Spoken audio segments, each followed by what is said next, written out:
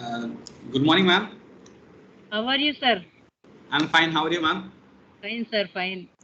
Thank Uh, you, sir, for accepting our invitation and giving talk. no, it's my privilege that the association with you is good, and we are continuing it for long.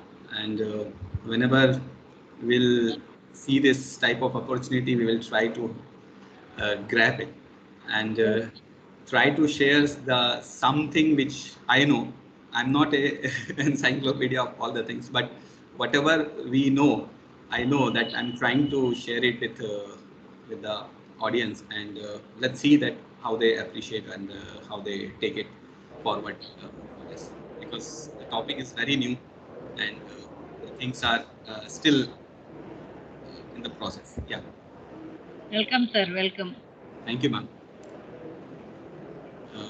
So once you are ready, just let me know. Josna? Yeah, ma'am. Uh, Good morning, sir. I just wanted to give a brief introduction to you. After that, you can start.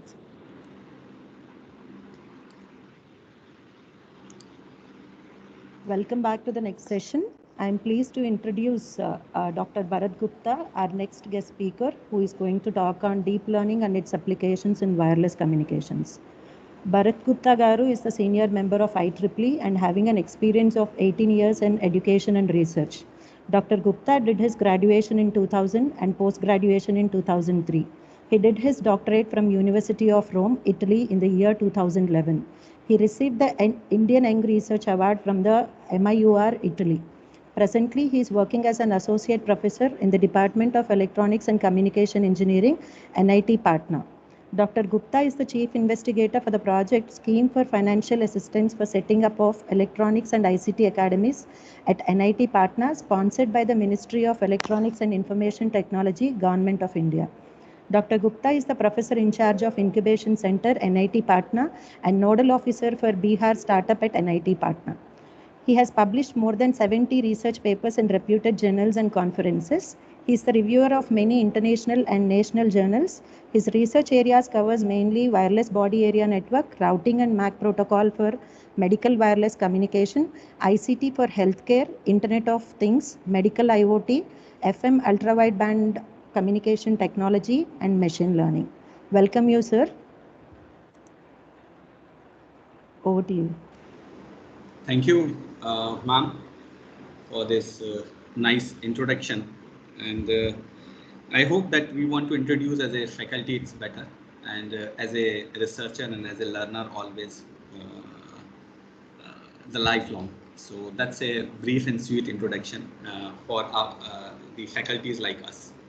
So thank you so much. And if you allow, I can just try to share my slides. So may I share the slides? Yes, sir.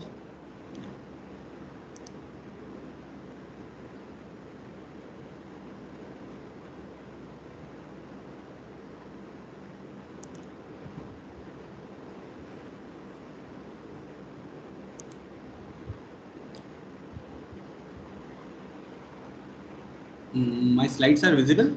Yes, sir.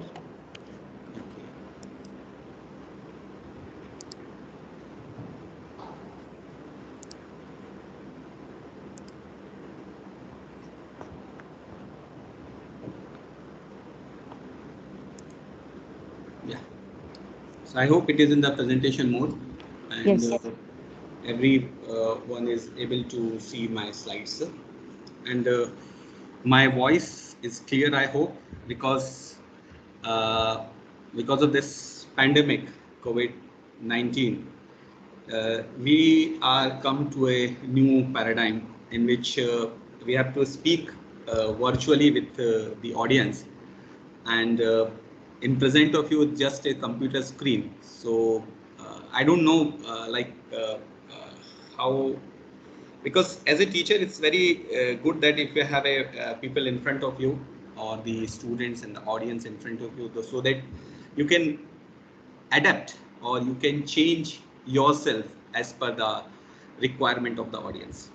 So this is, if you see that what I have said to you right now, that the human beings that what we are here, they can adapt as per the environments. So that is the advantage we are trying to take or inculcate in the new generation of the communications, I would say. So I will start this today's talk of the topic is deep learning and its application in wireless communication. Just a moment, ma'am, my video is on. Just a moment, please. It's on, sir. So, like, with your permission, can I off, or like, is it necessary to be on? Not required, sir. You can turn it off, sir. Okay, thank you. So that I will have a good bandwidth. Yes. Thank you. So, yes, I hope the slides are again visible, and I'm going back to this. So, I would be very thankful to Professor Padmasai ma'am that she has invited me and the whole organizers, and especially one of my student is also there, Shravan Ramakuri. So they have contacted me and yes, grabbed that opportunity. And this is challenges in adapting machine learning towards the 5G and 6G communication.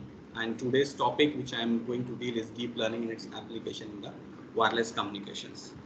And ma'am has already given my small introduction, but still myself, Dr. Bharat Gupta. I'm working in NIT Patna in the Department of Electronics and Communication Engineering.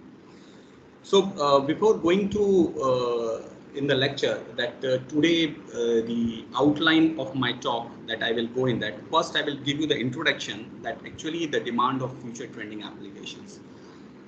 And second, that why the learning is required, and the introduction to the deep learning, basics of the deep learning, why deep learning algorithms, motivations for using the deep learning, expectation from 5G and B5G wireless communication, and finally the references and the conclusion we will see. So I will just tell you about some statistics before starting, because as the new applications and new paradigm is coming up, so with that the requirement of or the expectation from this communication is becoming huge. So if you see that but the Ericsson has done a survey and he found that almost 50% of the smartphone traffic will be on the 5G network by in the next 5 years. It means that the people who are using smartphone, they will because of the enormous applications, they will use it everything through the smartphone, and by that the uses per smartphone is going to be enhanced also. So right now with this it is around 10 GB per user or the per smartphone, and which is in the next five year it is going to be like 35 GB around, and on which the most of the traffic is because of the video traffic. And in terms of the statistics, if I say 60% mobile traffic is because of the video traffic, and which is going to be increased to 77% by the year 2026 or in the next 5 to 6 years. So with that, why this video traffic is increasing? Because as we know that because of the OTT platforms and the online classes due to this pandemic and all, they have increased the video traffic on these smartphones. And as the traffic increases on the smartphones, the whole load will come on the new communication networks like that. So if you see this slide will give you a little bit introduction that approximately 66% of the present population is using the mobile phone users. So why I'm telling all these things? Because it is related, that because we need to know that how much load we are putting it on our existing network. So if the existing network, communication network, can cater this all needs, or can we need some improvement? So how do we do that improvement? If we are able to do this improvement, can our traditional and conventional communication system technologies or the theories are able to handle this all? Or we have to think something new paradigm or the new solutions by which we can cater all this huge requirement. So with this, like 66% mobile users are there in a whole world, in which around 59 or the approximately 60% users are internet users and active social media users, which is a another uh, another part which adds up the load, which is around 54%. So if you see in overall that really the tremendous pressure is on our communication networks, and when we move towards this, we have to look forward for new and new solutions, and so that we have to pop up or we have to see the some interdisciplinary domains where the this solutions can be come up. This is something I would say the global mobile network data traffic, which is a whole month, that is the exabyte. Initially, as you can see, this is all increasing day by day, and up to if we talk about this mobile data, as you can see, it is in this color, and it is in the next 5 years, it is going to be increased up by almost I would say the 7 times or 10 times the right now what it is having. And so along with that, if we see in a overall country wise this mobile data traffic per smartphone, as you can see in the we have find out this global average, that initially it is just 7 GB per month, but now it is in next 5 years it is going to be 25 GB, and as per the country variations, this is changing, as you can see it over here in this table. So the North America is having maximum data eating, I would say, in presently as well as in the next 5 years. So this is all slides will show you, and because why this traffic is increasing, because when we talk about the advances that what we have done in this communication technology, that will change the completely the paradigm over here, and there are, because of that, so many new applications are coming up, like augmented reality, virtual reality. We talk about ultra dense network, underground communications, underwater communication, in the medical field, in the robotics fields, IoT, smart city, self-driving. So there are a lot of new emerging applications are coming up, and because of that, it is so many challenges, new challenges are imposed to our present system, and for that we need to know the what is the channel model. We need to know that how much low latency that we can provide to the large scale super dense networks and etc. So these things that which we have to see. This whole applications which have the small part of the application which I have told you, and this all going to summarize in this 3 triangular structures, which is EMBB, EMTC, and URLCC. That is the enhanced mobile broadband, massive machine type communications, and ultra reliable low latency communications. So what we are expecting from enhanced mobile broadband, that even we want the connectivity is as per the fixed line, at par to the fixed line, and we want that high data rate and which can cater the high traffic volumes to this. The massive machine type communications, it means that as the IoT grows on, as the smart city grows on, smart home concepts are coming up. So very massive number of low power sensor devices are coming into the picture. So as they are coming into the picture, that we have to cater all of them together, and that comes under the massive machine type communication. And when we talk about the ultra reliability low latency, because when we talk about the medical terms or when we talk about the industrial automation and the self-driving things, so we need a ultra reliable systems. The reliability of the system must be ensured, and the latency should be very low, because otherwise this type of applications we are not able to cater with that with the proposed systems, or in the 5G or beyond 5G systems.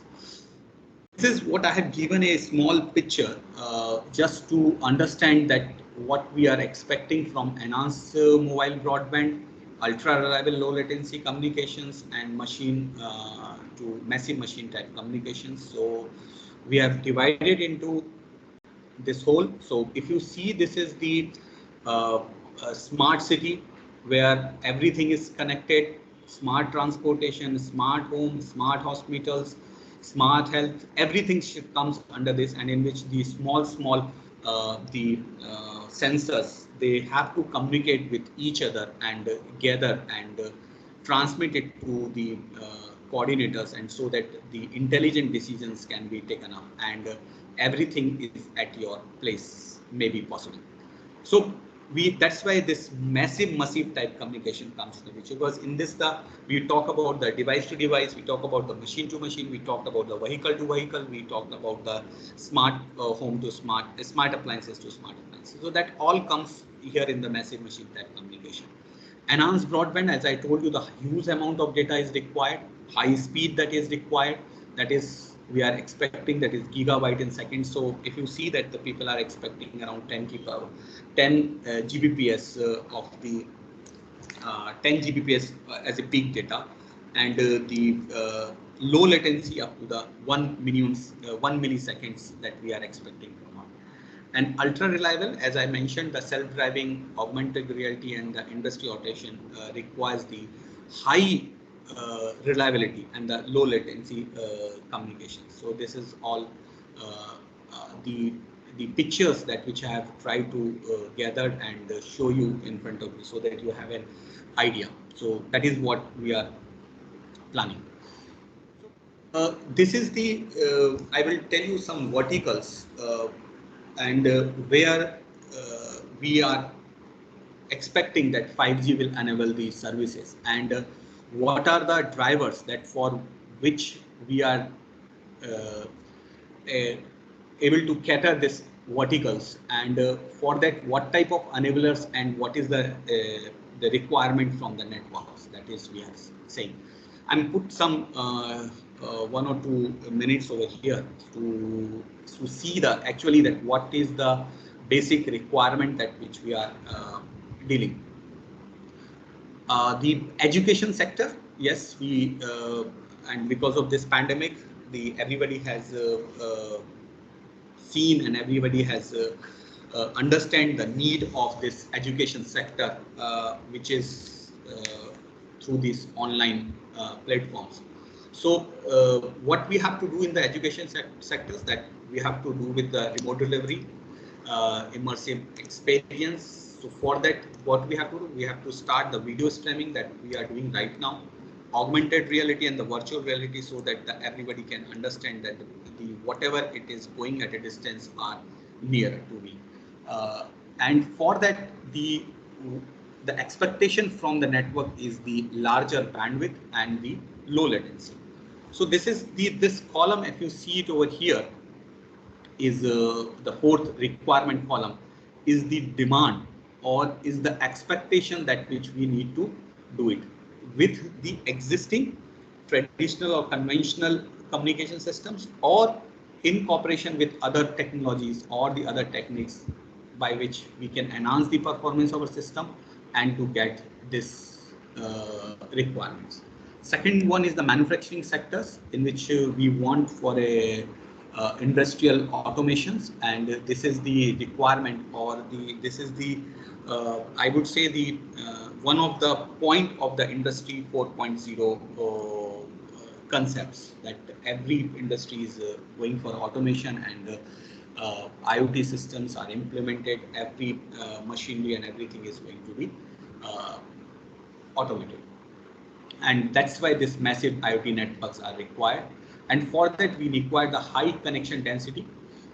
High connection density, it means like in a small area, we have to get a lot of devices, a lot of sensors, or a lot of machines to handle. Ultra reliability, yes, because a small gap in the network can create a hazard. Low power consumptions, because we have to use it for a longer durations, because we cannot change it each and every time. So this is the basic three requirements that which we are expecting from our network. And in this 5G or beyond 5G, that what we are expecting, we are saying that 10 years of the battery life that which we can give it to the network, as well as we can cater approximately 1 million devices per square kilometers. That is what the expectations we are trying to handle. Healthcare, these remote diagnosis and intervention, long-term monitoring is required in the health sectors. For that, enablers are, we want to video streaming, augmented reality, embedded device, and advanced robotics. For that also, low power, high throughput, and low latency requirement is from the network is there. And then smart grid, intelligent demand, supply control, power line communications, because nowadays we are talk about the whole electricity is on the smart grid, our systems, and for that the enablers is IoT sensors and the networks that which we are giving. And for that, the high reliability and broad coverage of the networks and low latency is required from our system. Entertainment, yes, we know the OTT platforms are coming up, and we want more and more good resolutions, good multimedia experience like 4K and 8K resolutions. We want more gaming and media industry should, they are the drivers. And for that, naturally, the video streaming and the augmented reality and virtual reality is requested. And for that, the large bandwidth and the low latency. So if you see that, if I jot down the requirement, let me just finish another two, the automotive and the autonomous cars. So for that self-driving, the major drivers like collision avoidance and the intelligent navigation and the transportation systems that we have to remove. And for that, we are seeing towards the vehicle-to-vehicle communications, vehicle to infrastructures, and other ITS, that is the intelligent transport systems are there. And for that, again, the requirement of the large bandwidth, low latency, less than 5 milliseconds. And as I previously I told you that we are trying to make it 1 milliseconds, and the high connection reliability, it's almost like 100% is not possible, but still we have to see about 99.999% of that reliability things. Then comes to the very big part, that is the smart city, that is the connected utility, transportations, health care, education, and all amenities are going to be provided in the smart city applications, and in which again the massive IoT, automations, cloud infrastructures, artificial intelligence, and again the requirement is like large bandwidth, high throughput, high connection densities, and low latencies is to be required. So if you see that everywhere we want the large bandwidth, low latency, ultra high reliability, low power consumption. So this is we are expecting from our network, and for that we need to have our physical layer should be like in an optimized way. Each blocks of the transmitter and the receiver should work at their optimality, and the resources what is available with us can be properly utilized and optimally utilized, I would say. So with the existing technologies, this new requirements and place a real challenge in front of us in that how do we achieve all these things, and the existing technologies has their own design issues and their challenges, because whatever we are doing, we are trying to modulate into the mathematical form and try to make a model with the with equivalence to the mathematical representation of that environment or the scenario. But whatever we will do, it is not as to the real scenario. So that's the always there is a gap over there. So these are the motivations that which we look. Then, as I told you, this whole three things: low latency, ultra high, the high reliability, the high capacity. For that, we need an extensive research into the 5G communication and the beyond 5G over there. But the existing traditional, as I told you already, the existing conventional communication theories had put a restriction, and there is a, I would say, the performance improvement is restricted, and that leads to a severe limitations to achieve this this this demand.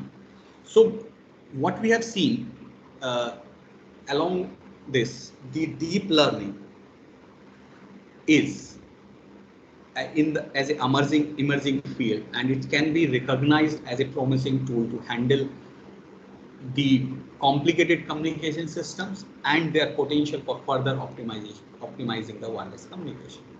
Why we are looking for deep learning? Deep learning, we have seen that it has shows a great results and the great better results, I would say, in the computer vision, natural language processings, and the image recognitions and all there. So in that, the deep learning part is they will learn by themselves from the from the environment, and accordingly it can cope up the challenges of that. This deep learning, before going to the deep learning, it is very important that what is learning, from where this deep learning comes, how we show or how we relate the human thinking to the machine thinking, or the machine can think in terms of the human brain, and slowly this learning convert into the machine learning, artificial intelligence, and then machine learning as a subset, and then it comes to the deep learning. And before that, the neural networks, which is a mimic of our human brain, and the deep learning is the basics of that neural network, or the deep neural network, DNNs.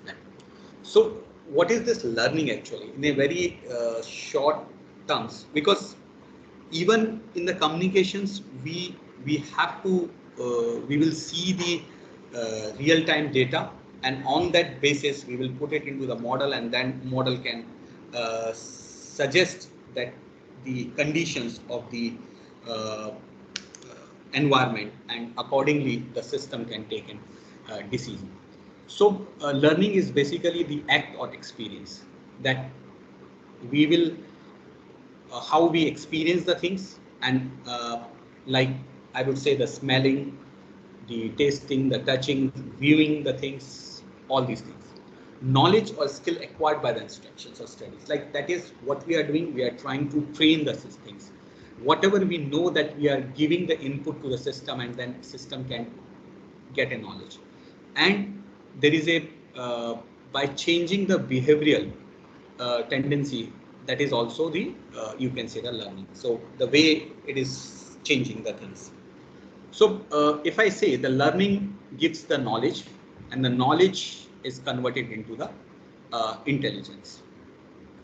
So knowledge is nothing but the collection of skills, informations a person has acquired through the experience that is we have, and the ability of applying this knowledge to some task is an intelligence. Means from from knowing the environment, we can think intelligently, and that's why the knowledge is wonderful, but it fades as techniques and technologies come up, but intelligence sustains.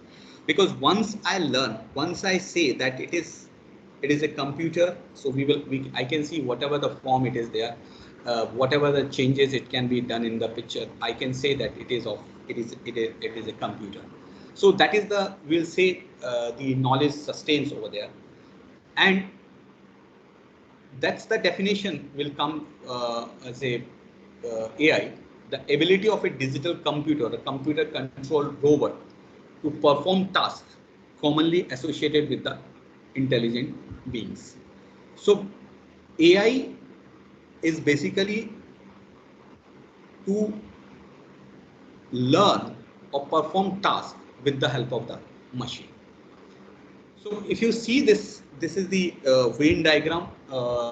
The artificial intelligence is a bigger field, and which says that any technique which enables computers to mimic human behavior.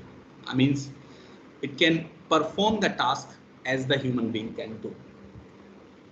Similarly, the machine learning, which is nothing but a subset of this artificial intelligence, is the branch, or it is a subset of artificial intelligence, which is based on the idea that system can learn from data, identify pattern, and make decision with minimum human intervention. So initially what we are saying, that with the artificial intelligence, we are saying that whatever the human can do, the same things can be performed by the machine. The machine learning techniques which help us that the human intervention can be reduced. They can learn by themselves from the data which we are giving to the machines.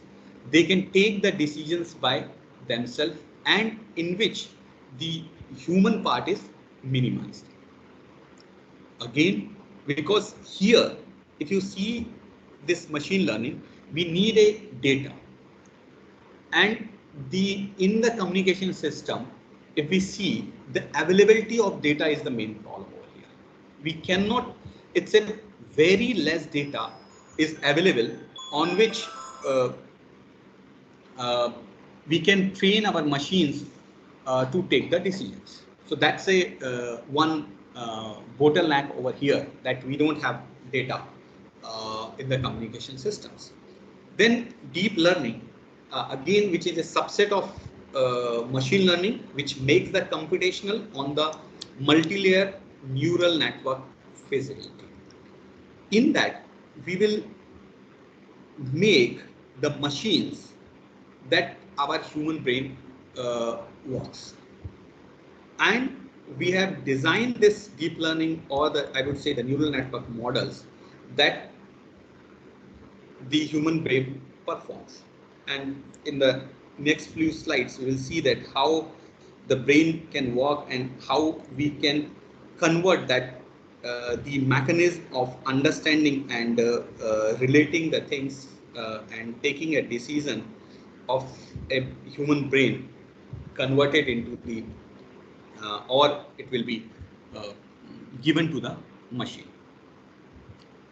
So what is machine learning? It's like automating to the automation and getting computer to be programmed themselves.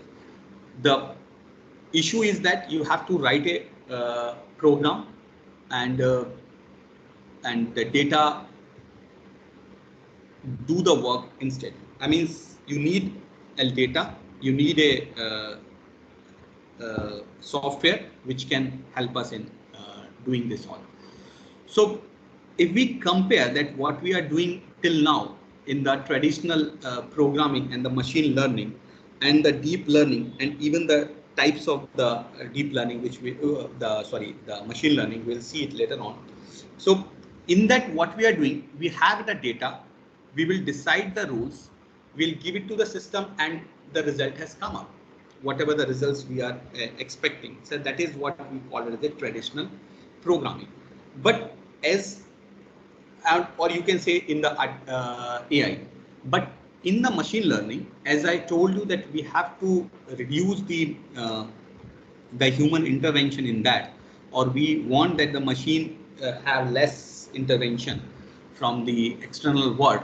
So for that, what we are giving the system, the data and the results that which we are expecting. That is the results that it means we know that this is what we are expecting, and on that basis we will design the rules. So it is just a reverse. We have the data, we know that what would be the expected outcomes, and on that basis we will write a program or the machine to learn in such a way that it can give you the rules, and after that these rules can be utilized to give the output to the unknown data. This is the process that what we are doing in this. It's a most of the people knows is because it's very hot field nowadays. Gathering data from the various source, cleaning data to the homogeneity. Yes, it is required, and then we have to train a model, then model to be tested, and finally the results that which we are looking forward. This is, I have given you one flow. If you see, this is the training set over here, which is the with the help of supervised and unsupervised, and on that basis we are trying to find out the feature extractions and then applying to the machine learning algorithm, which can convert into the grouping of the object or predicted models. And once we give the new data, it can be annotated whether it is belong to this class or to the other class. So this feature extraction, this is again a limited things, and in the communication again we have because we don't have data, we don't have features, so again there is a bottleneck to apply these things in a communication machine learning. But still the individual blocks that which we have in the whole end-to-end system that which we have applied, some research has already done in that, and they have replaced these blocks with the help of the machine learning blocks and try to improve the performance of the system. Next, this is the learning can be done in the 4 ways: the supervised way, unsupervised way, semi-supervised, and the reinforcement learning. Supervised, as I told you, we know what is the data, we know the labels, or we know so that we can make it the output. Some example like fraud detection, we know that what type of frauds are there, insurance underwriting, so we know that what is the way of who is writing which way and that way. Unsupervised is the labels or outputs are unknown. We don't know what is the output, we don't know what is the label and which class. So generally we have to do the clustering, we have to make the rules in that like that. Semi-supervised, it means it is a mixture of these two, supervised and unsupervised. Labels or outputs are known for a subset of the data. Whatever the data is available, for a small part we know, and that way we call as a and that mostly the people use in the medical predictions. Reinforcement learning, basically this is focus on making decisions based on the previous experience. This is what the we know the previous experience, and on that basis we will give the decisions, we'll give the rewards to the system, and that rewards may be positive or negative to the input system, and accordingly the system can change their values or their weights and then produce a output, and until unless this will give you the exact requirements. So like game, artificial complex decision problems, and the reward systems are the main points.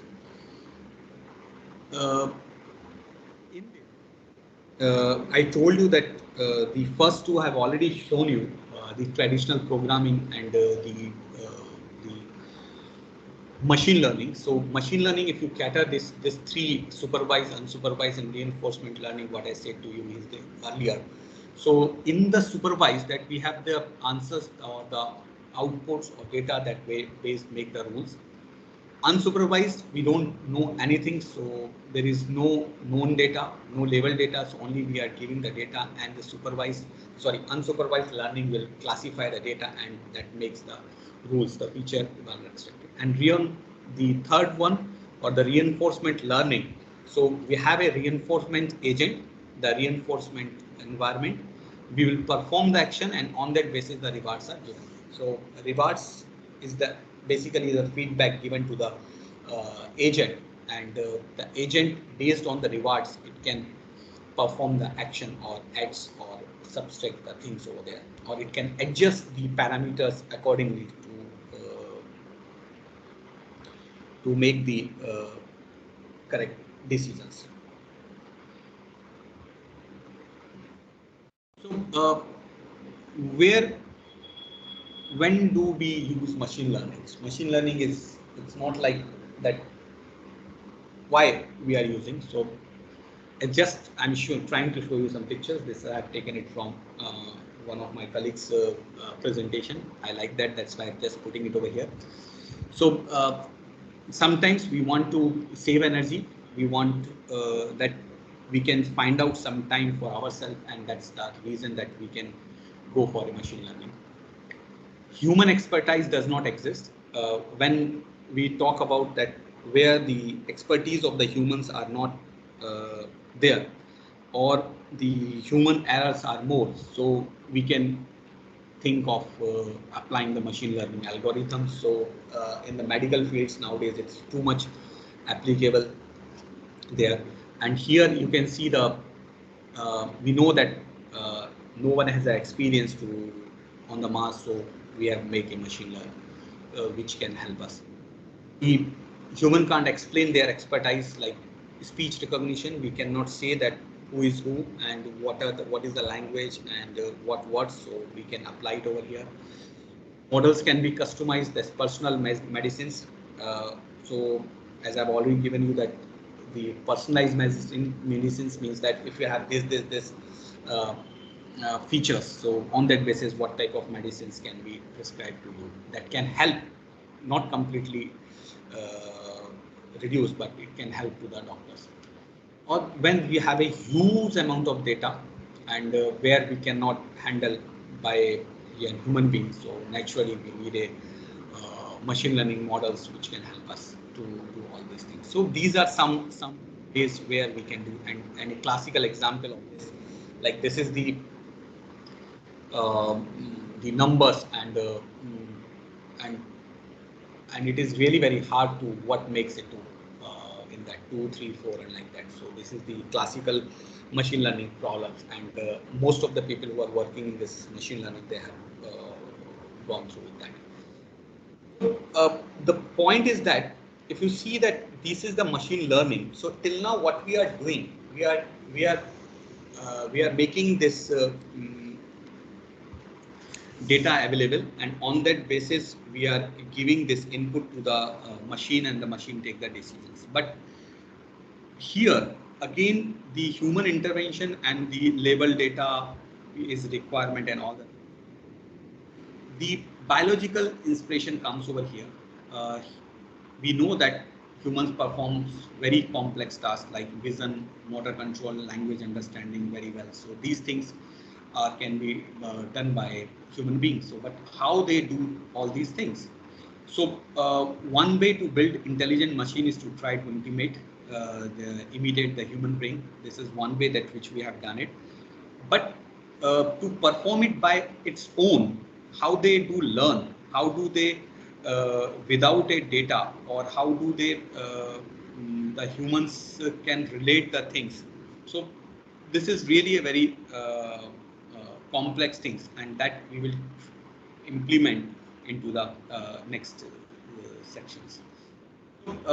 Just to say you some things about the human brain, I would say this is the brain is highly complex, non-linear, and the parallel computers, and approximately 10 to the power 11 neurons that are densely connected, and per neuron is around 10,000 connections are have, and so that the this is what we have understand till now about the brain. And neurons are much slower, that is almost a millisecond they will take, but our the semiconductor devices or the gates that can walk very faster. So if we mimic the behavior of human brain into the machine, so you can see that how fast we can perform and the things. The complex perpetual decisions are arrived very quickly. So with this, we can do it in very complex decision in a moment. And the fallacy is that the some of the neurons structures are present in the brain, but through the learning they are always developing and they are trying to adapt the environment over there. If you see, this is just a pictorial view of a biological neuron, which is and with this biological neuron you have tried to mimic the models and see that how they are working. So up to what we understood is like this much is from the human brain. This is the, if I say this is the these are the dendrites, which is the input given to this cell, and this is the cell is the center which support the light, and these are the axons which are used to transmit the cell information or the message to the other neurons, and this is the output of that neurons, and this is the electrical impulse signals that which we are giving. And once this the output is above the threshold, it can be shared to the next neuron. So this some few terms which is maybe important or not important, but the synapse, I will show it in the next slide. Yes, this is. So this is the small gaps which I'm showing it over here is the synapse, and this is the nerve impulse which is going, and it is once it is above the threshold value, it can be transferred to the next neurons, and that way it is communicate and it is pass the information to the, and on that basis we are able to take the decisions, and this is what we do. This is just a pictorial view of this how this electron are passing through one neuron to the another neuron. So based on that, we have developed this artificial neural networks, and which is just a mimic of our human brain. Again, massive parallel distributed systems, synaptic connections, strength among neurons are used to store acquired knowledge. The knowledge is acquired by the network from its environment and through the learning process that which we are getting it from. This is the properties, the learning from the labeled and unlabeled ones. We have to adapt the changes. What is, I mean, it should be adaptive in nature. That's why we are giving the feedback, and non-linearity, that it can work as a non-linear active functions, because we cannot divide the whole complex systems into the two parts, bilinear parts. So there is a non-linearity. Active functions are essential. It should be the fault tolerance, the system. It means that the system should able to work even though there is some networks are not in function, or the neurons are damaged or like that. So even though our brain is working after so many diseases and all the things. Then this is the might be a better alternative than the classical solution for the problem to be characterized, that it should be a high dimensionality, noisy, imprecision and imperfection data can be handled by this, a lack of clearly stated mathematical solutions or algorithms are available. So what we do, this is actually the exact thing that which we are moving ahead in the artificial neural network or the deep neural networks. Because as I told you that we cannot mimic everything, or we cannot convert every real scenario into the mathematical solutions. So that's the limitation what we are facing. So only the data the available data can make a model which can replicate the real instances over there, and the whatever the imperfectness in the data, noisy in the data, or whatever the dimensionality of that, because as we have seen 10 to the power 7, 11 neurons that which we are giving, and around 10 to the power 4 inputs that which we are giving. So like a lot of dimensionality can be handled with that. This. So this is the I would say the artificial neural network, which is especially shown inspired by the biological neural network that constituted by the animal brain, which I have described a little bit earlier, and we're trying to convert into a model. So as I'm just fully making it like this is the way the axioms from the another neurons, which is axon, we are giving the weightage synapse, like there is a gap, and then it will the synapse is there, then the cell body where we have to sum up all the inputs with there, and then we have to pass it through an activation function, and once the output of this activation function is above the threshold, then it will pass on this information to the another neurons, otherwise it can retain it with us. So whenever there is a change in the threshold, so here that you have to see that what is the threshold, what is how the we can what type of activation functions that which we can incorporate over. Generally we are using the unit step sigmoid functions and the ReLU functions as a activation functions over here, and this is all non-linear functions that which we have to consider over here. So this is what I have already told you over here. So the basic neural network is node or units that which we have to consider, the weights that which we have to assign for their importance, and the node applies to a function that is a weighted sum of input. Then all weights are the weights W are learnable and control the strength of influence and its direction. So positive weight we have to give, or the negative weight we have to give to one neuron to another, depends on that the requirements. So this basic model dendrites carry the signals to the cell bodies, and they are summed up, and final sum is to a certain threshold value, and neurons can fire only when there is a spike which is more than the threshold value. So this is the architecture that which we have to use it for our networks. So there are the three layers which we are talking. This is the input layer, hidden layer, and the output layer that which we are talking about. Input layer, no computation that which we are doing at this layer. Only the we are giving the input to this from this layer. Hidden layer, where this all computation intermediate processings that which we are doing it over here, and they will take the sum up of all the inputs which are coming from the nodes, and on that basis we will pass it through the activation function, and then finally we map it to the desired outputs. Here it's fine. I have already, yes.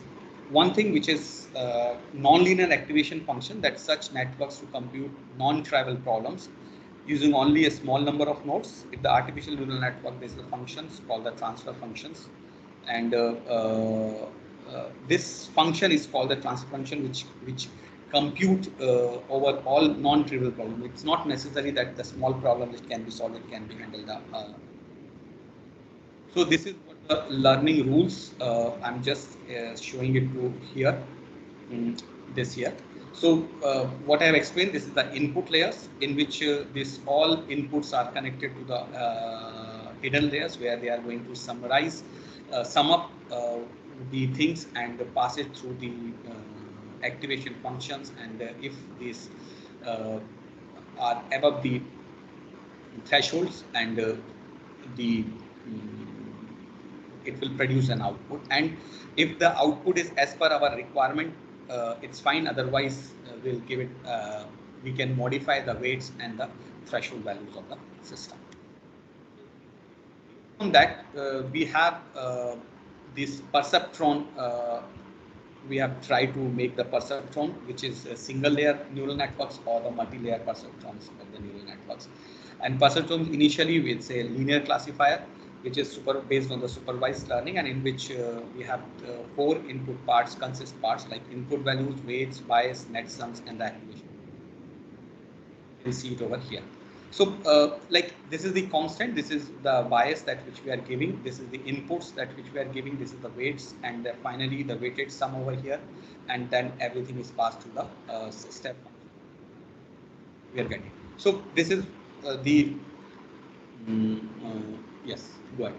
So all the inputs, this is the part which I've mentioned it over here is x are multiplied with weightage, and all the multiplied values add ups, and there is a weighted sum, and then we have to apply correct activation functions.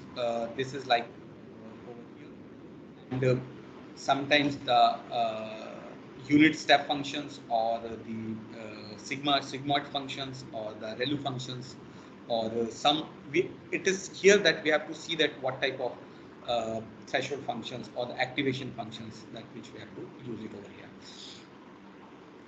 here. So now, after learning all these things and mimic these all neuron structure into the model with the help of neural networks, and which is the basic unit of our deep learning.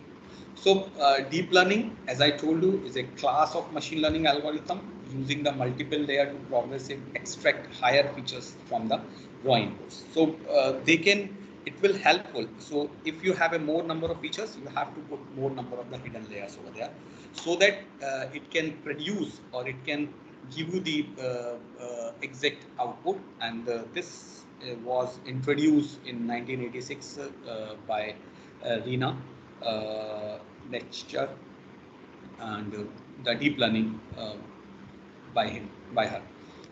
So now we'll see that what is deep learning. Learning is about automation. That it means that which we have to make the things to be automated, which can be performed by themselves, which can be features can be extracted, the decisions can be taken up by the machine.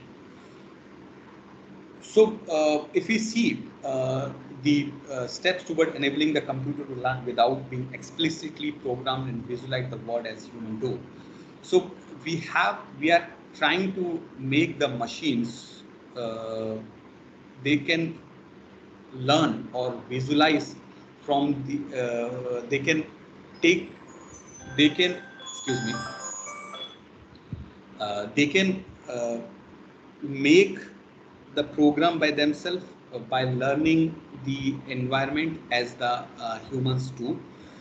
And deep learning is based on the neural network architectures, which is nothing but a mimic, or the convert the representation as a human brain.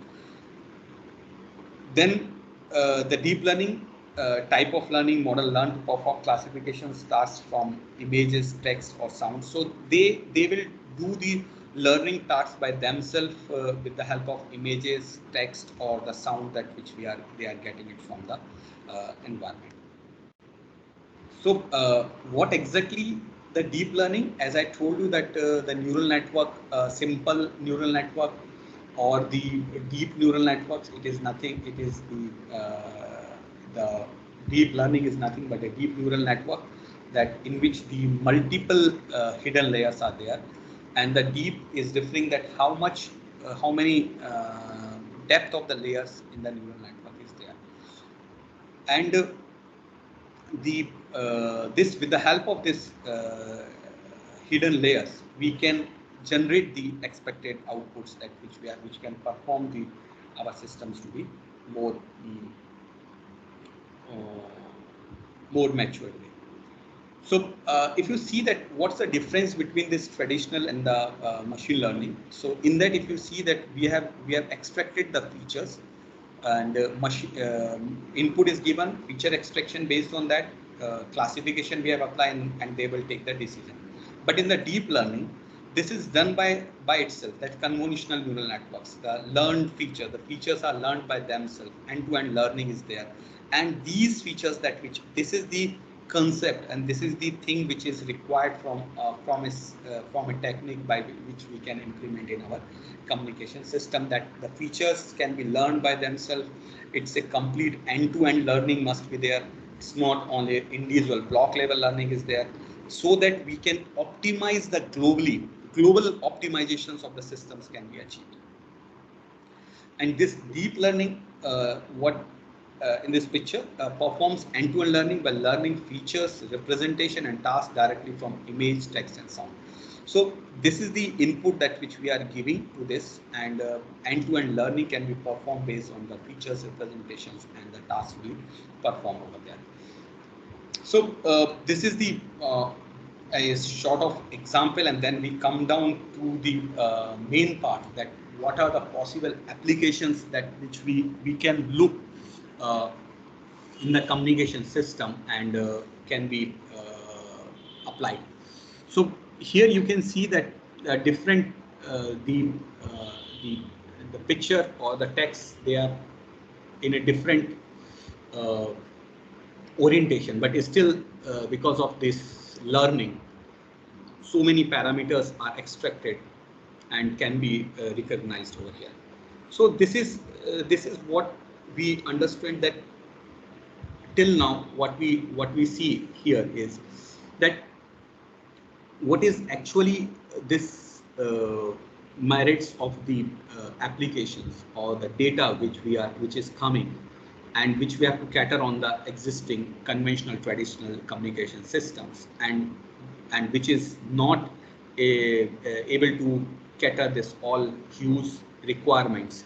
So for that we have to improve the performance, but the traditional systems are putting restrictions. They don't have the I would say they don't have the proper models which can improve the performance of the systems.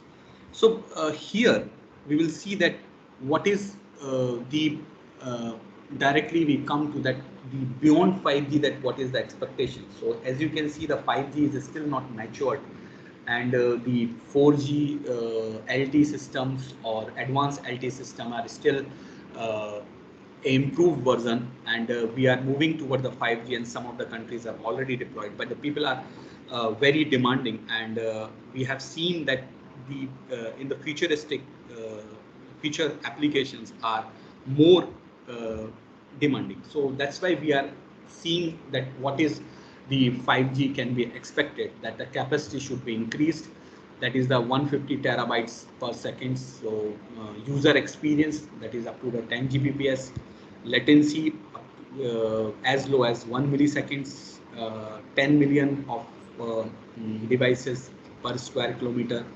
Location accuracy can be in terms of the centimeter or the millimeters, and the energy efficiency must be there, so that the battery life can be increased. So we need the we have to connecting the intelligence of all the available sensors. We have to program, we have to integrate all the sensing, we have to make the system to be sustainable, we have to make the system to be trustworthiness, affordable, and it can be scalable, so that the need of the can be taken care. So for that, like this gives us the motivation, this gives us the point where and we can apply. So in that we have taken it from George Wiley, Imperial College of London. He has given in the presentation that basically the challenges in the current systems.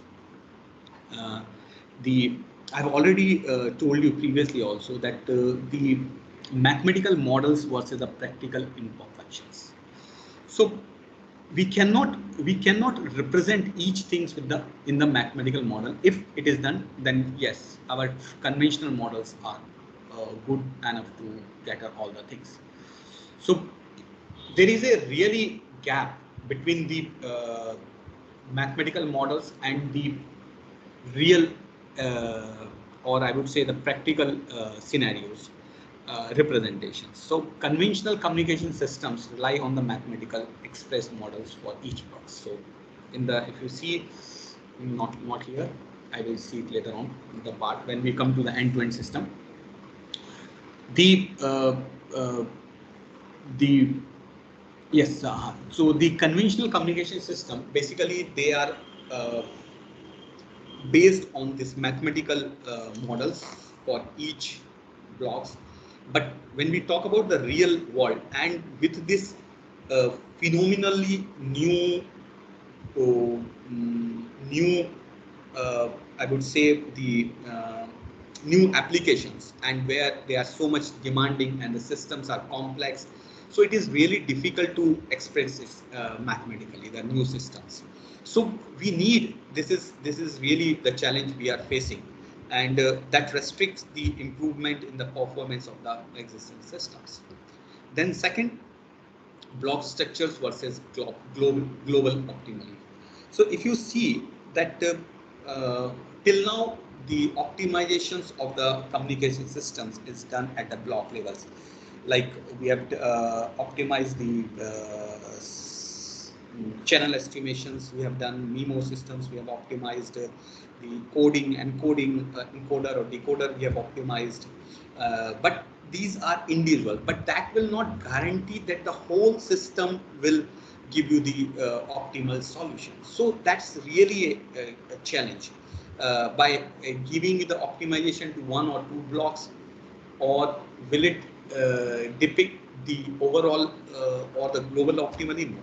So this is the problems, like I would say that traditional communication systems, so many blocks like channel encoding, modulation, signal detections, which are designed and optimized within locally.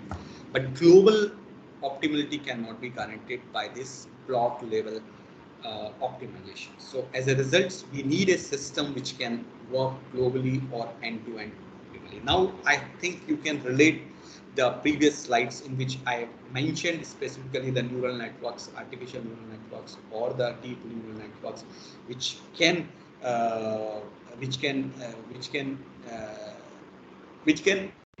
reduce the importance, or which can reduce the utilization of mathematical model and single block optimization in that level. So they are, that can be exploit over here, the deep learning techniques.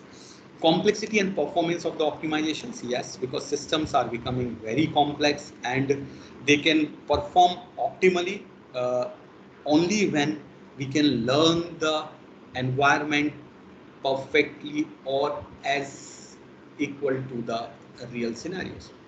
Sequential decisions in the resource allocation. Resource allocation is again one of the major bottleneck of the enhancement performance of the communication system. So if you see in the traditional system, the resources that what we are looking towards is only in terms of the either the bandwidth as a resource or the power as a resource. So in that there is a trade-off is always like, can we give more power for the more bandwidth? Can we, if the bandwidth is less, we have to talk about the less power, how to optimize the use of the power, how to optimize the use of the bandwidth. That's why the new type of new technologies are coming up into the picture, but still this is not properly catered.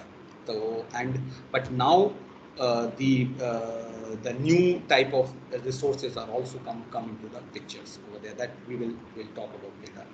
So this is the challenges with the current communication systems that which we are facing, which can be or which may be overcome by our deep learning algorithms or the deep learning part. That is deep learning, as I told you, no need of models for the data-driven methods. So we don't need mathematical models. This is all done by the data-driven methods, and even the importance of the data is also because data is required. So even we have find out a GAN models which can generate the data by themselves. So the the uh, the, uh, the availability of data is not also a problem. Then end-to-end loss optimization of the global optimality, yes, we can achieve with this and may reduce the complexity and improve performance of the physical layer processing and resource allocation. Yes, this may reduce the complexity. We don't know, but there is a chance. When we have seen this deep learning algorithms, they have shown a tremendous good results in the allied fields for computer science and other fields. So we are expecting that they may reduce, they can be outperform over here in the physical layer processing and the resource allocation problems, and which can be utilized without data-driven models. Hello, am I audible? Yes, sir, you are audible, sir. Okay, thank you. So yes, so now we will see that what is basically the fundamental difference between the wireless transmission and the deep learning. So these two I have already mentioned about. The one is the mathematical model and the key challenges. So these are the things where we can differentiate between the traditional wireless transmission and the deep learning models, and that can be incorporated. So for the wireless transmission, yes, we need a very accurate mathematical model to enhance the performance of the system, but does not rely deep learning in that there is no rely on the mathematical model. Design approach, we have to each modules can be first represented in terms of the mathematical model, then the data can be given and then optimized. But in that, the training of the parameters from the deep neural network as a whole. So we can do it as a whole. Optimized training can be done. Interpretations, this is very intuitive because we know that what is what, but it is non-intuitive. So any decisions can be, interpretation can be done from this, but which can be improved in that way. So intuitive, we should know that what is what before giving the interpretation. Generalization ability, widely applicable. Yes, wireless transmission everywhere. This is application specific, means we can use the different models for the different applications, because in that we don't require any mathematical model. We don't have to start it from scratch. We just put a deep learning model over there and which can learn and adapt and optimize it as to the application specific. And in this wireless transmission, we have to use a same model which can be applicable to all. Key challenges, what? Unrealistic assumptions. Yes, lot of assumptions that which you have to do, the basic, very basic assumptions that whatever we are doing in this, we have to consider that the channel is static initially. So non-stationary channels. So we cannot consider the non-stationary channel, and we cannot find out. So this is the unrealistic assumptions that we are assuming that for this moment of time we consider that the channel is stationary, and this is the assumptions that this is the AWGN noise is there, the estimations is like that. So these are the unrealistic assumptions that which we have to see, and then we have to see the performance, and on that basis we have to take the decision, intuitively decisions. And but in this too many parameters can be taken, and on that basis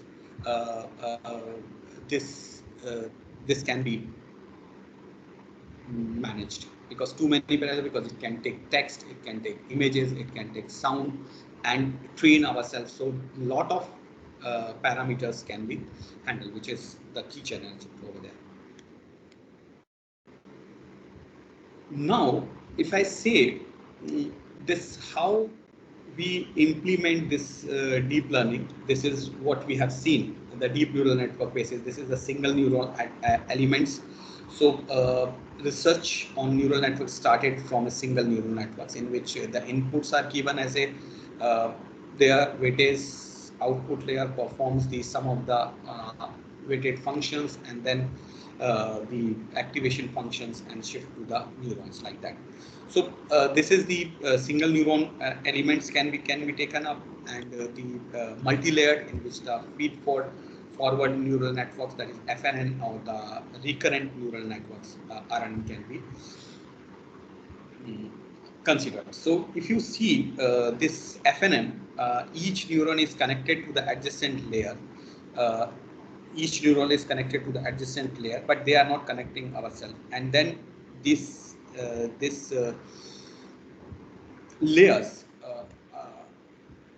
the fully connected with the feed-forward neural networks, and that gives you the significantly reduced number of parameters to be trained, because they are all fully connected, so we require a less number of parameters that is to be trained. And the neural networks, they are determined based on the current input as well as the previous hidden state inputs also.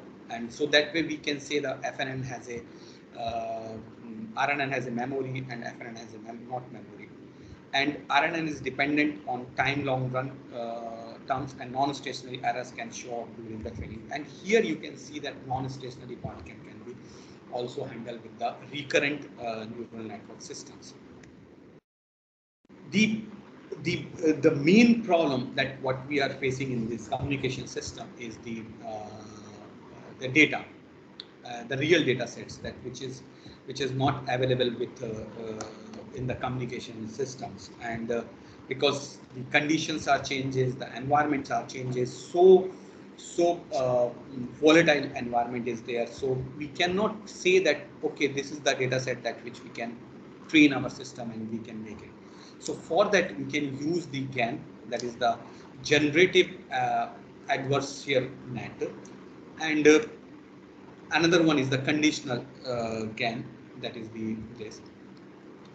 So this, to train this deep neural network, we need really a labeled huge amount of the labeled data, and which is a real problem to the communication system. So for that we have used this GAN, and GAN is consists, as you can see in this picture, there are the two things. One is the generator and another is the discriminator. This discriminator is basically help us to discriminate between the real data and the fake data. And G, the generator, which try to plausible data, to fool D that it is a real data. So we are trying to playing the games between the G and D, discriminator and the generator. It's a two-player game. And what is we are doing? We are generating the fake data, which is some sort of real data which is also coming, and this generator will fool the discriminator by making this error to be saying that this is the real data. So this is the concept of a GAN, where which we are generating, and this will say I would say this discriminator, later on it will say that this real data and the fake data, they are almost similar, or they will consider to be the same data. So it means like that generated data is trained in such a way that it can generate the data which is as equal to the real data, and this is with the help of the GAN. And everybody in the most of the end-to-end communication systems that which we are using this GAN as a part. And there is a conditional GAN, which is nothing but the extension of the GAN, in which the conditional informations are to be given at both the places, as well as the generator as well as the fake data, and this the condition is same for all, so that it can correlate, or it can if you have some input, you can give that input to that. That is the conditionals of that. So this is the GAN structure over here.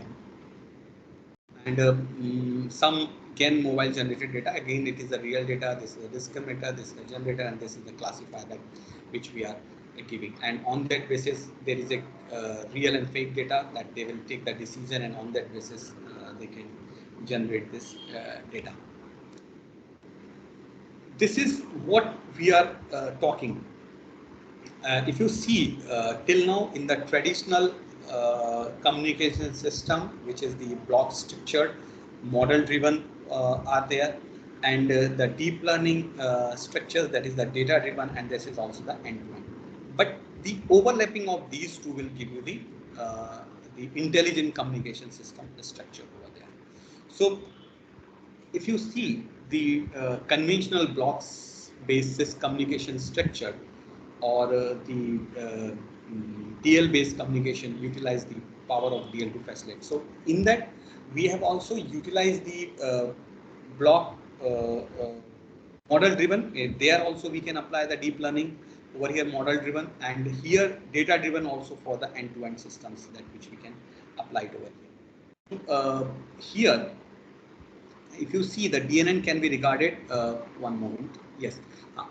So the deep neural network can be regarded as a black box and used in each processing block individually to replace the existing algorithm, which is the overlap of the block structure and data-driven module. This is the black box, which is which can be utilized and which can be replaced the block structure and the data-driven, and for that to be DNN, deep neural networks. Moreover, it can be used to optimize the whole transmitter and the whole receiver when the DNN merge all processing blocks in the communication system, and such a structure is called the end-to-end communication system. So when this deep neural network merge all the blocks together, and then only we can say it is an end-to-end system over there. And here the proposal for this deep learning based end-to-end system is based on the reinforcement learning, or by the conditional GAN based end-to-end communication system that they have proposed. So if you see it in the, I'm just coming back, like if you see, this is the transmitter side, this is the, sorry, this is the transmitter side, like source coding, channel coding, modulations, and then that channel. And here at the receiver side, we have a channel estimation, channel equalization, demodulation, channel decoding, and source loading. Finally, we have this whole block. This whole block is going to be replaced by this deep neural network communication system relying on a single block. So if we we're done with the help of two things, which is the end-to-end the reinforcement learning, and another one is the conditional GAN. So if you see the reinforcement learning, so we have make a agent that is a transmitter. So the whole blocks of a transmitter, like encoder and the antenna systems and all, they come onto the transmitter side over there.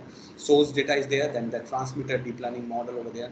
Then we have transmitted signal, we have perform, and this whole environment considered to be the channel and a receiver together for this. So channel receive the signal, and then the receiver is giving, and on the based of this receives output, it will give you the reward to this agent. So end-to-end loss, that is optimization, what I told in the deep learning. So this is the reward that which we are giving to this agent, and on that basis the model is to be trained, and finally we can train our end-to-end whole communication system to be optimized by this. This is the one way, and the other way is the other way is that I would say this is the GAN. The transmitter is over there. Here, the channel, what we are doing. So real channel that I have told you, if you see the real data, here the generator is applied, the discriminator is applied. So the channel is giving here and there both the input to the discriminator, and the discriminator will help us in generator to say that this is as equivalent to the real data. And after that, we don't need this channel to be estimate it and to know the information of the channel. Only that these informations can be generated and make a model, and finally we can get this receiver side of that. So this is the end-to-end communication based on the deep learning models, either based on the reinforcement learning or with the help of the GAN-based end-to-end communication system. The second point of the wireless allocation, as I told you that we have a lot of resources considered to be bandwidth and the power and coding scheme, optimization of the allocate limited communication resources. So basically the main approach in the traditional system, we are making a mathematical models for this and then optimize the things. But here we can do it with the help of the deep learning models, and that will help you to do that. So if you see the wireless allocation, we can first formulate into the optimized problem, mathematical model, and the traditionally solution to find out. Another way, like if we have a mathematical problem, we can use the deep learning assisted model to solve that problem. So we can apply it over here. Or simple way that directly we can use a deep reinforcement learning based approaches, which can give you the better the optimized resource wireless resource allocation to the system. Here, how much time is left, ma'am? Sir, 1 o'clock, let's say 6 minutes, 5 minutes. How much? 5 minutes. Okay, sir, no problem. Okay. Okay. So just let me know because I think still some material is left, but as per yours, I can stop myself at 1 and then maybe I will try to do it very fast over here. So, Okay, sir, you can take 5 more minutes also, no problem. We can start next session after extending 5 more minutes, no problem, sir. Lunchtime only. okay, So I request all the participants be patient. Okay, thank you, sir. You can continue, sir. Thank you, ma'am. So I have just tried to figure out this problem related to the 5G communication specifically, if I say, or to be the wireless communication. So if you see this, we have categorized this into the layer wise, like physical layer problems, some which can be catered, the problems which can be. I'm here giving you the research areas that where we can apply this deep learning and try to optimize our systems over here. So if you see that the physical layer, at the physical layer, these are the areas where we can apply the deep learning as individual modules. Like we can go for a CS estimation, coding, decoding scheme, beamforming, fault detection, device location, self-interference, RF characterizations, multi-user. And second one is the, I would say the network layer, where the traffic predictions can be done, anomaly detections can be done. The applications layers where the different type of models can be trained for different applications, which I mentioned, and then a part of the resource allocation in which we can use the models for the spectrum allocations. We can use it for the cache management. We can use it for the handover predictions over there. So one by one, I'm dealing with some of them. So if you see, the first is the channel state at the physical level. So we all know as a communication student, the CSI is how estimation, how it is important, how much it is important to allocate the informations. Like if we know the channel information perfectly, and then we can use the modulation scheme. We can use the coding schemes. We can see that how much the channel is stable. Then more data rate we can transmit. So these informations that if we know that what is the channel state informations, and this can be as a considered to be the stationary, but in a non-stationary way if we are able to find out. So that requires that way help us to optimize the resources. So, but what we have seen, the traditional, what we have seen, like this will give you the high computational capability is required. Different types of the technologies that which we are using in the 5G, like MIMO, millimeter wave, OFDM, other things that which we are using. So that becomes more complicated to make a realistic model, mathematical model, which can consider all the technologies together and give the channel estimation. So for that, what we don't have to know these models, that what type of technologies that which we are incorporated in the communication system. So only based on the informations of the channel, with the help of the GAN model, if we can train, if we can generate the data, and on that basis if we can take the decision, that will be very helpful. So this is the one area where we can apply the deep learning. Here I have given a depict that based on the CSI feedback, the deep learning models can be acted. So if you see the downlink, like over here, the transmitter from this base station to the user that we are doing, and the CSI, because of this encoder that the channel state information is giving over here, and as well as we are giving it to the transmitter. So then only we know about what is the CSI information. But if we know with the help of deep learning models, so the encoder and decoder, if we apply this deep learning models over here, and then can take a decision while transmitting this data from base station to the user, it will be optimized. It can be done. So this is the way where we can apply the deep learning. Coding and decoding scheme representations, as I'm just showing it over here, like if you can see the transmitter, the channel and the receiver. So we have to encoder network is to be there, which is the complete mini 4 or 5 or 6 hidden layers must be there, and then the encoder network is there, and finally we can make a decoder network which is as equivalent to the receiver side, and which is taking care of the what is the channel is there. So this is the thing that generation of information at the source and the reconstruction of such information at the receiver makes up coding and decoding process respectively, that we all know. And 5G may that we are using different technologies, so we have to know that what type of coding, what type of decoding schemes has to be applied so that it can work properly with NOMA, with MIMO, or with other existing technologies, so that the impact on the data transmissions can be reduced. The signal diffraction, fading, path loss, and scattering part can be considered over there. So this is this. We can make the encoding and decoding networks with the help of this deep learning. It can be very helpful over there.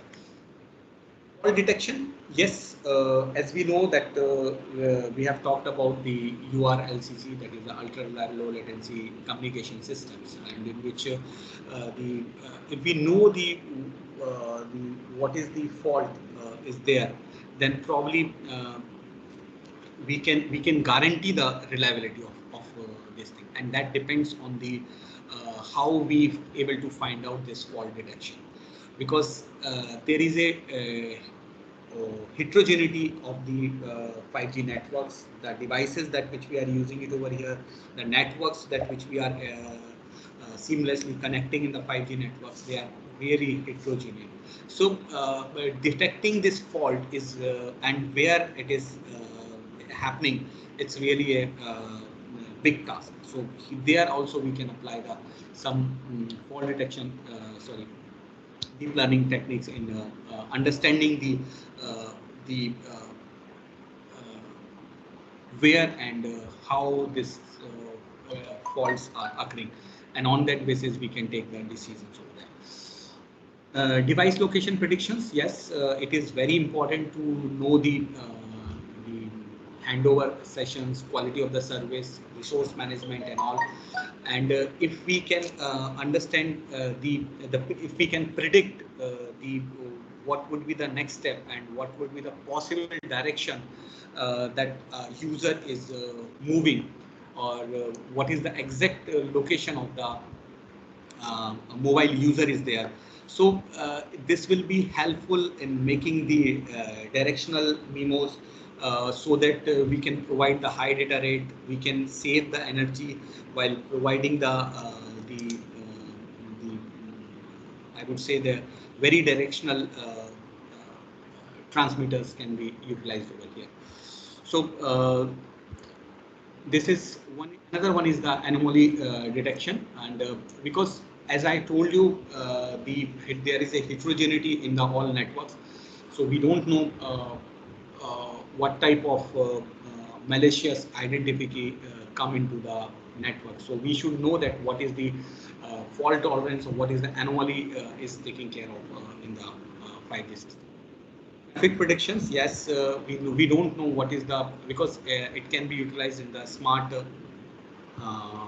smart cities and the smart systems. So we know that the internet traffic is also increasing by too much in next 10 years down the line. So if we know that what is the traffic prediction, so on that if we can take the decisions and we can apply our resources in that proper way. Predictions, because it is very important. If we know the when we have to do this the handover of one network, one base station to the another base station, or one network to the another base station based on this RS reference signal receive power or the reference signal receive quality power.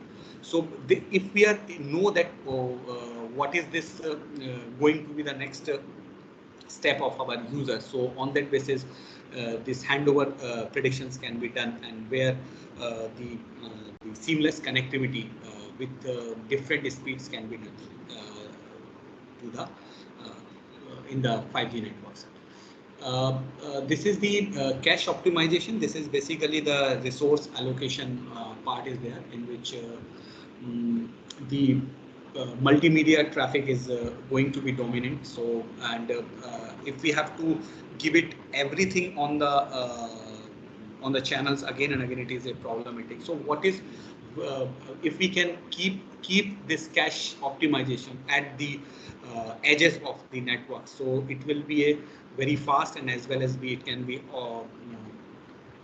every time can be fetched. So best location for storing this data is to be taken care by the this deep learning models, and we can find out the optimized or the best location where we have to store our multimedia contents over there for that. So because they know that what is the trend, that how the people, which what type of data or what type of material, what type of content that the user is looking for that, and on that basis we can keep if that content in nearby area. So that way models can help us to keep the cache optimization. Resource allocations, as I've already told you, that will helpful to dynamic and complex network environments. And yes, application characterization. Yes, cellular networks, they are self-organization networks which can plan, deploy, operate, and optimally mobile resources in a simple, fast, and automated way. So this type of applications that which we can make the quality of the network better, and as well as it can increase the revenue of the systems. Last slide, I'm just showing to you. I've done it a little bit faster, the last some pages. This is the network, a summarized way where this deep learning applications in the wireless networks can be used and optimize that block, individual block, not as a whole end-to-end system, but yes, end-to-end also we can do. So this is the physical layer, data link layer, network layer, upper layers, network security layers. So these things, we have some parts we have discussed, but still it's a very wide topic, and lot of issues are there. And so this is the chart which can help you to understand and think, and you can choose as per your comfortability and expertise the topic. Now the conclusion, I would say rather why I've just say one sentence, because deep learning have a great potential to address most of the conventional communication system problem in a more flexible and mature way. This is why I'm saying, because with the heterogeneity of the network, with the phenomenal myriads of the applications, different applications, we need the conventional systems, communication system have to be improved, and the deep learning have really a great option or a potential to at least address, not at a end-to-end way, but at least at a small block level can be optimized. But we have to always see further in a futuristic way, so that we can handle it in a end-to-end system way, so that the whole system can be optimized. So this is the references mostly which I have taken the material from the papers which I mentioned here. This is some important references, and you can find this material over here, and you can, if you miss something, if you are not able to understand something, you can always go through the references over here, and we can always discuss it further. So thank you so much. Thank you, the audience, and thank you so much. The organizers have given me the opportunity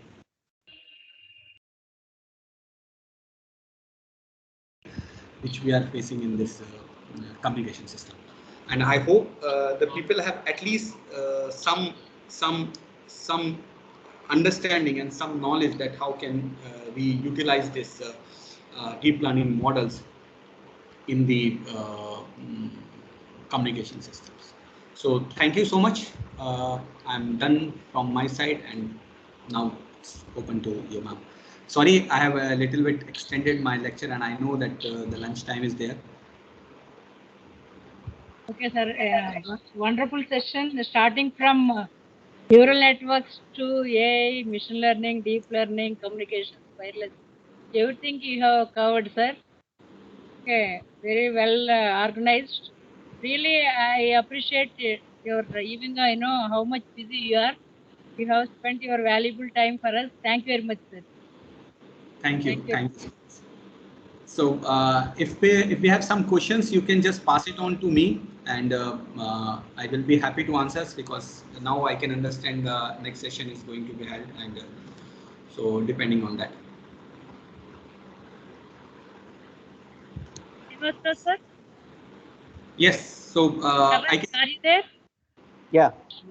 Thank you very much, sir, for accepting wonderful session. It was a very nice session, sir, and you have given very useful information on deep learning and in wireless communication, from introduction to application like education, smart cities, and smart grids, etc.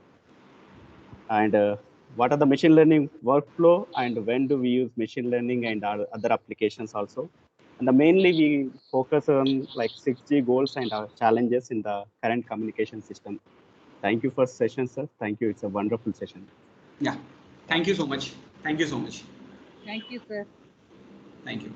So if you allow, I can